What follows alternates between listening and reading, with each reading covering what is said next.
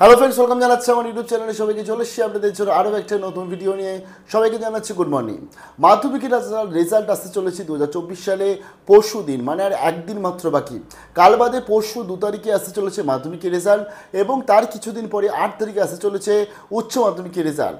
কিন্তু এই মাধ্যমিকের এবং উচ্চ মাধ্যমিক রেজাল্ট নিয়ে এখন চিন্তিত রয়েছে, সংশয় রয়েছে খোদ পর্ষদ থেকে সংসদ।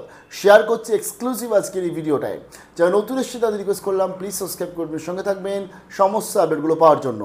মাধ্যমিকের রেজাল্ট আসতে আর 48 ঘন্টাও বাকি নেই, কারণ আর খুব কম সময়ের মধ্যেই মাধ্যমিকের রেজাল্ট আমাদের কাছে চলে আসবে। কিন্তু মাধ্যমিকের মতন এত বড় রেজাল্ট প্রকাশ করা, প্রায় যেখানে স্টুডেন্টস দাঁড়িয়েছে 9.25 লক্ষ, এই স্টুডেন্টসদেরকে মার্কশিট বিতরণ থেকে শুরু করে সমস্ত কাজ করা, সেই নিয়ে রয়েছে কিন্তু সংশয় এখন খোদ স্কুলগুলো রয়েছে।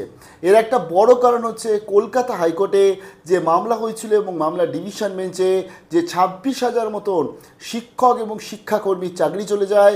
এখন এই সমস্ত টিচাররা বা শিক্ষাকর্মী ছাড়া কিভাবে মাধ্যমিকের রেজাল্ট আদৌ বেরোবে এবং সেটা কিভাবে সুষ্ঠুভাবে সম্পন্ন হবে, এই নিয়ে চিন্তায় রয়েছে পর্ষদ। আমি কিছু ডেটা শেয়ার করছি আপনাদের, তারপর স্কুল ওয়াইজ শেয়ার করছি যে বর্তমান সিচুয়েশনটা কী, কেন চিন্তায় রয়েছে পর্ষদ থেকে সংসদ, এবং পর্ষদ সভাপতি কী বলছেন সেটাও শেয়ার করছি। প্রথমত একটু জানাই, মাধ্যমিকে আমাদের টোটাল শিক্ষক রয়েছে 1,32,564, তার মধ্যে 11,610 জন শিক্ষকদের চাকরি চলে গেছে। এরকম অনেক স্কুল আছে যেখানে 6 জন কি 7 জন হচ্ছে পার্মানেন্ট টিচার, ইনক্লুডিং প্রধান শিক্ষক, তাদের সবার চাকরি চলে গেছে।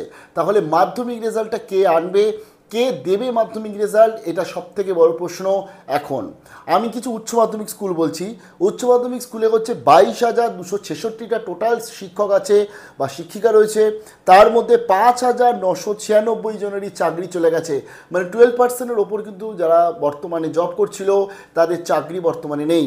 অন্যদিকে প্রায় আজকের 5 to 7,000 মতন শিক্ষাকর্মী যারা রয়েছে তাদের কিন্তু বর্তমানে জব নেই। এরকম অনেক স্কুল আছে যেখানে একজনই শিক্ষাকর্মী, তার চাকরি চলে গেছে। তারপরে এত বড় একটা আয়োজন, অর্থাৎ মাধ্যমিক উচ্চ মাধ্যমিকে যেখানে লাখ লাখ স্টুডেন্টসরা পরীক্ষা দিয়ে থাকে, তাদের মার্কশিট বিতরণ থেকে শুরু করে একাদশে ভর্তি, যা আপডেট বৃহস্পতিবার রেজাল্ট আসছে, শুক্রবার থেকে একাদশে ভর্তি শুরু হতে পারে, এমনটাই কিন্তু আপডেট। তার ফলে আজকে এই একাদশে ভর্তি প্রসেস, যেটা এবছর সেমিস্টারে এবছর চালু হবে, সেটাও কীভাবে সম্ভব, এটা কিন্তু বড় প্রশ্ন। আমি কিছু আগে আপনাদের শেয়ার করছি পর্ষদ সভাপতি কি জানাচ্ছেন। এত শিক্ষক ও শিক্ষাকর্মী স্কুলে যাওয়া বা না যাওয়া, স্কুল পরিচালনা থেকে পঠন পাঠন সমস্তই পর্ষদের দেখার কথা।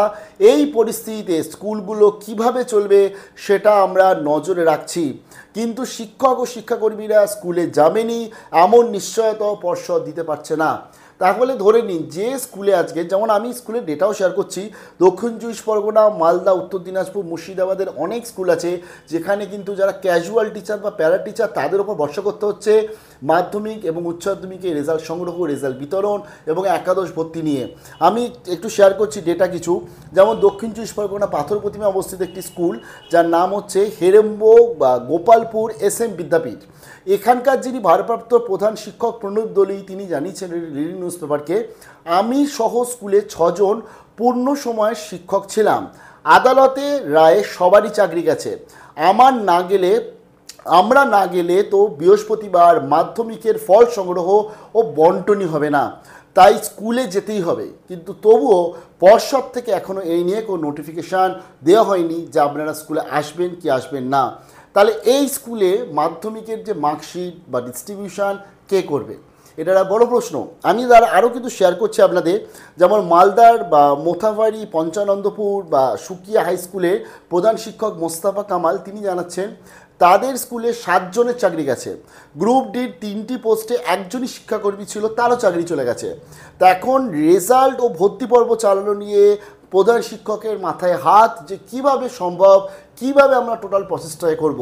তারপরে পর্ষদ থেকে সংসদের কাছে এই নতুন এই যে মাধ্যমিক উচ্চ মাধ্যমিকের রেজাল্ট 2 তারিখ এবং 8 তারিখ, এটা তো ঘোষণা হয়ে গেছে।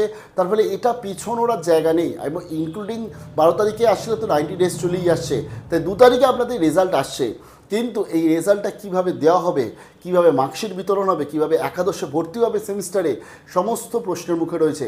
তাই পর্ষদ থেকে সংসদ আশা করছি খুব তাড়াতাড়ি নিয়ে চলে আসবে আমাদের নোটিফিকেশান বা স্কুলগুলোকে নোটিফিকেশান করে দেবে এবং সুষ্ঠুভাবে যাতে চলে, এটা কিন্তু এখন একটা বড় চ্যালেঞ্জ। কী মনে হয় আপনাদের কমেন্ট সেকশনে জানাবেন, কারণ এতগুলো শিক্ষক বা শিক্ষাকর্মী যে চাকরি গেছে তাদের কিন্তু স্টে অর্ডার পায়নি সুপ্রিম কোর্টে, যেটা আমি গতকাল শেয়ারও করে দিয়েছিলাম। বাট অবভিয়াসলি মাধ্যমিক উচ্চ মাধ্যমিক রেজাল্টের ওপর এর কোনো ইম্প্যাক্ট পড়বে না, বাট পরিচালনা বা ম্যানেজমেন্টের দিক থেকে কিন্তু এটা বড় ইম্প্যাক্ট পড়তে চলেছে। কি হয় পরবর্তী আপডেটে আনছি। সবাইকে জানাচ্ছি বিশাল বড় বেস্ট অফ লাক। 2 তারিখ মাধ্যমিকের রেজাল্ট, 8 তারিখ উচ্চ মাধ্যমিকের রেজাল্ট, খুব ভালো হতে চলেছে রেজাল্ট। তাই তোমরা অন্তত রেজাল্ট নিয়ে কেউ চিন্তা করো না। আর বাকি ম্যানেজমেন্ট বা যা যা কিছু বললাম এগুলো আশা করি স্কুল, পর্ষদ এবং সংসদ বা এবং গভর্নমেন্ট নিশ্চয়ই সেগুলোকে ঠিক করে নেবে। ভালো থাকবে, বেস্ট অফ লাক।